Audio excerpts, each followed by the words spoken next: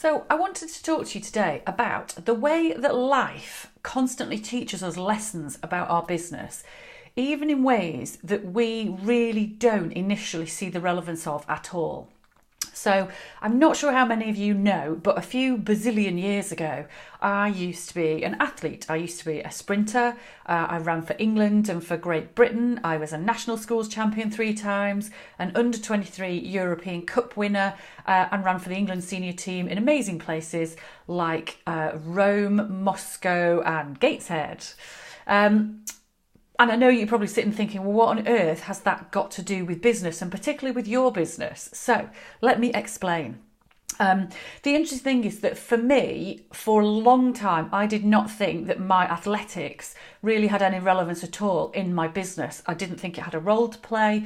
I didn't think it had taught me anything to do with business. But actually, weirdly enough, as I get older and the longer I spend in business, the more I've come to realise that every single thing we do in life has actually given us skills and lessons and ideas and things that translate surprisingly well into our businesses. So if I can share a little story with you, I want to just take you back to like 300 million bazillion years ago when I was doing some sprint start practice with my coach one day. And my coach was, let's just say, giving me some fairly heavy critique about my sprint start technique. And as a typical bolshy teenager, I was arguing the toss about this, convinced that he just, he didn't have the right idea about exactly what I was doing. I was right, he was wrong.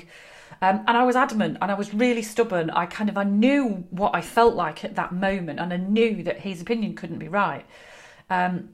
So what he actually did was he videoed what I was doing, which sounds ridiculously straightforward, but this is so long ago that this is pre-smartphone. So we had to hire a video. And of course, when he showed me the video, what became absolutely instantly obvious was that the position that I thought I was in the starting blocks didn't look anything like the position that I felt like I was actually in. So there was actually much more scope for me to get better when I really didn't think any of that scope was there.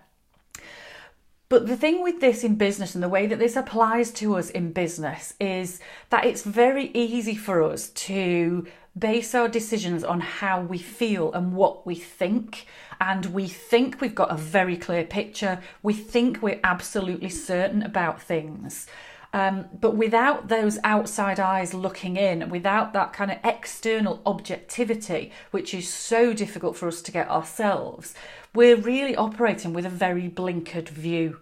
And this can be particularly relevant at the time that we're starting a new project. If we're kicking off something new in our business, a new product, a new service, something new that we're working on, it's very easy to have a really clear picture of exactly how you want things to go, how you want things to be set up, exactly how you want everything to work, and you know exactly how you want this to go.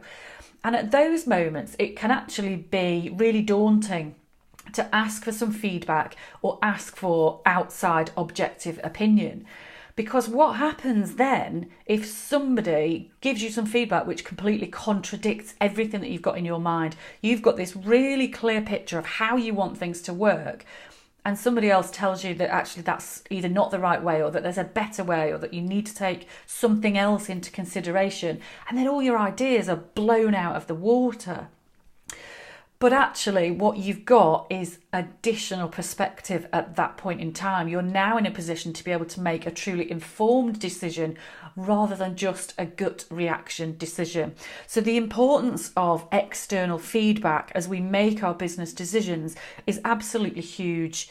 For me, you don't know what you don't know in your business, and that's why those external people can really give us a perspective that we simply cannot get when we're embedded so deeply in it. It's our baby, it's our passion, and it's so difficult to really see exactly what's going on. And sometimes that just means that there's massive areas for improvement, just like my sprint start technique. Massive areas for improvement that we just cannot see and we just cannot grasp. So my question to you today is, where do you get your external feedback from? Where do you go when you need an additional opinion, some extra eyes to look at what you're doing, or somewhere that you can go to brainstorm, somebody that can help you kind of brainstorm and get your ideas out?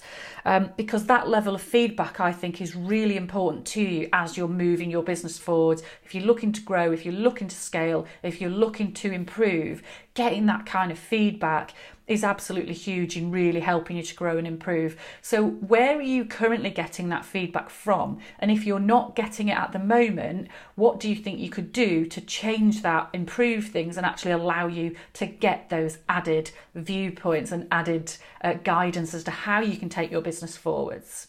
So I hope that has been useful, and I look forward to vlogging with you again very soon.